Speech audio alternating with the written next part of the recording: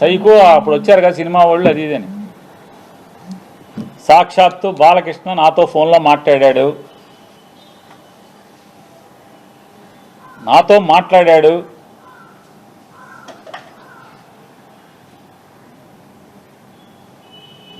మాట్లాడాడే చెప్తున్నా.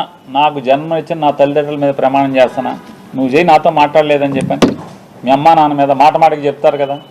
అడిగావు బాలకృష్ణ, నన్ను అడిగావు ఫోన్ చేసి, జగన్మోహన్ రెడ్డి గారితో అపాయింట్మెంట్ ఇచ్చి నేను వచ్చి కలుస్తానని చెప్పాను. అఖండ సినిమా కోసం మిరియాల రవీందర్ రెడ్డి ఆయన ఎవరో ఉన్నాడు, నా దగ్గరికి వచ్చాడు. నన్ను అడిగి 10 మందితో మాట్లాడించి అపాయింట్మెంట్ తీసుకుని నా దగ్గరికి వచ్చాడు.